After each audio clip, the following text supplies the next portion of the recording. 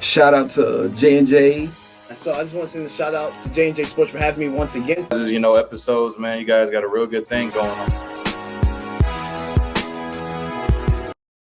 Up next, we've got classic Dallas Cowboys offensive and defensive Super Bowl standouts. I missed the football season. Already, yeah. It's kind of we big football fans, you guys. Like I said, but the new season's coming up soon, so we gotta wait just 2 more months until the NFL preseason. 2 more months of pain, yeah.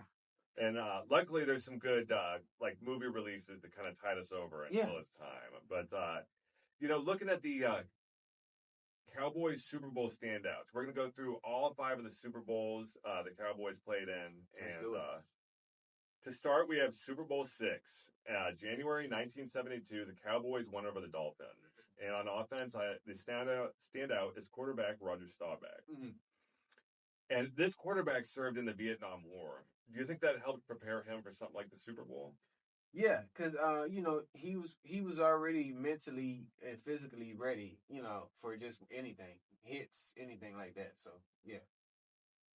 And then looking at defense for Cowboys Super Bowl VI, I got to say Bob Lilly, a defensive lineman. And what's interesting about Bob Lilly, the Cowboys have never used his number 74 again. And his nickname is Mr. Cowboy. Wow. He's also the team's first ever draft pick. So how important is he to the team? Very important. The fact that you won't even some players are like that. They won't let you use their number, like ever. You know what I mean? So I think back then the whole jersey thing was a bigger deal. I remember the Cowboys are hearing about how the Cowboys had lost to the Colts, and Bob Lilly threw his helmet about 50 yards because he was so upset by the loss. And one of the Colts came up and said, here's your helmet, Mr. Lilly. And he said he felt really bad for throwing his helmet. Yeah. But, because that could have hit somebody or, They went back and they won that next year, though. Yeah. So. And then up next, we got Super Bowl 12, January 1978. The Cowboys beat the Broncos. So on offense, running back Tony Dorsett, I had to put him down. So he won the Super Bowl in his rookie year, although they never returned. Do you think it's better to win a Super Bowl earlier in the career or later? Definitely earlier. That just shows your skill set. But like I said, even if it's later, I like the build-ups too of players and them getting into a ring. But definitely, if you could get one early, get one. Yeah. I'd say probably the best of both worlds applies here. Somebody like Ray Lewis of winning it early, and very last season winning it, retiring. Right. Done. If you could do both, you really was made to do it for sure. I also kind of like the 3 to 4 Super Bowls in a certain period of time too. So those dynasties can be fun also. Absolutely. And so in this Super Bowl on defense, I said Thomas Hollywood Henderson kind of gets an honorable mention here for MVP. But the real MVP winners, they had 2 MVP winners, kind of co-MVPs. So Randy White and Harvey Martin. And, Randy White, Harvey Martin getting co-MVP honors. Do you think that they made each other better on the D-line there? Yeah, absolutely. Around that area, they worked together and they kind of made it hard for other teams. And Harvey Martin, unofficially, this is really unfortunate that it's unofficially, he leads the NFL in sacks with 23.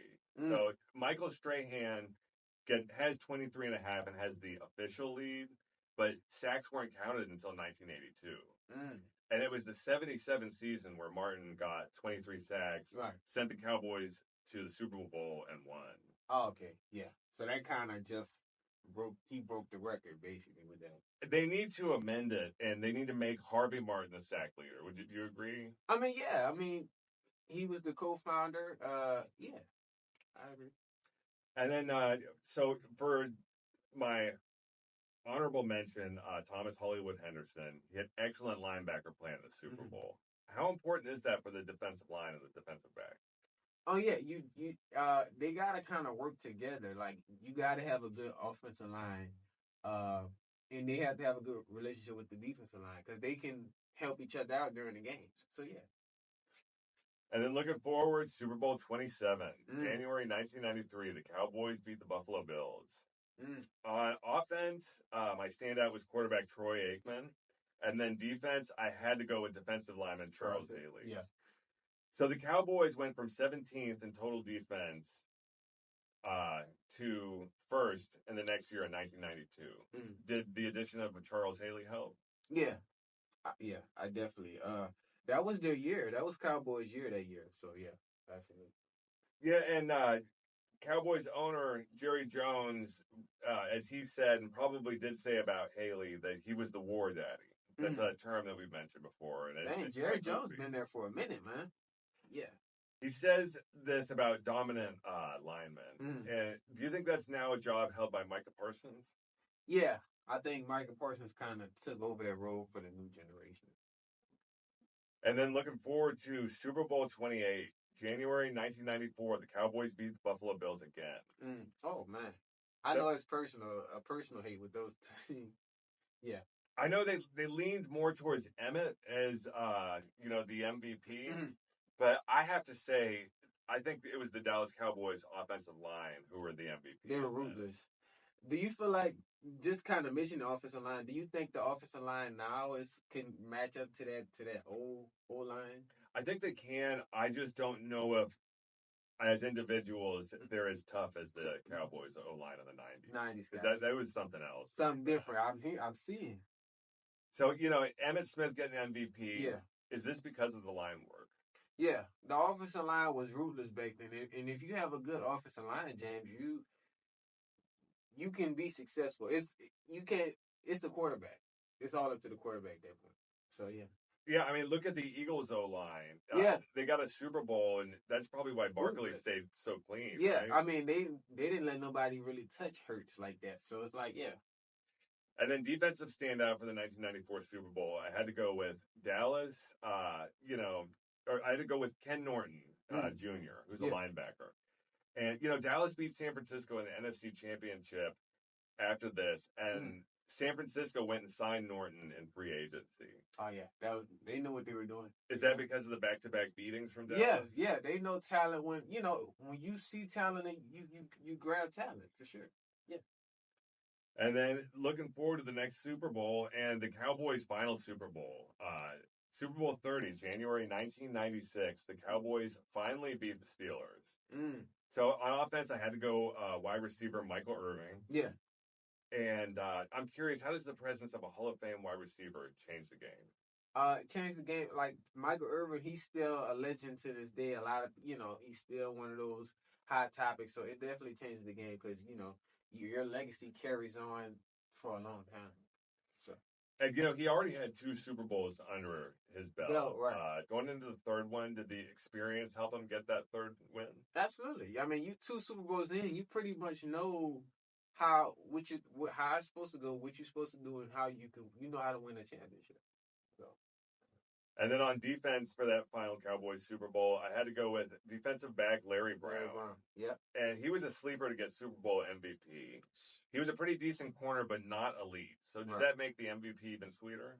Yeah. To know, it always makes it sweeter when a lot of people don't expect you to do much, but you do more than enough in the game. It's like, yeah. And the game was pretty close for a little time there. And, I'm wondering, did Brown's 2 second-half interceptions help him win MVP? Yeah, absolutely. Like I said, it's all about what you can do during the game. You might not be the most skillless or throughout the season, but that championship game, everything matters. Yeah, I agree. Yeah. So, y'all, please let us know what you think about that. Classic Super Bowls, current Super Bowls. I'm going to try and make some more of these kind of topics where we focus on standouts from Team Super Bowl. Different teams and different players, for sure. Definitely, you guys. But that's the end of our show this morning, episode 110, you guys. Loving the new spot. We just happy, you guys. We're working on getting our pages back, but for now, you can catch us on TikTok, YouTube Shorts, and Twitter. James? Thank y'all so much for all the support. Please keep it coming. We love every like, every comment, every subscriber. And If y'all want us to talk about anything, cover any sports or players, just please let us know. Yeah, definitely big guests coming back to the show. We got some new edits for y'all, but we're gonna keep it rolling. As always, I'm Jamar McKeel. I'm James Jordan. And y'all just got served with J&J Sports episode 110. See y'all next time. Peace. J&J Sports. Coming to y'all live in 2025.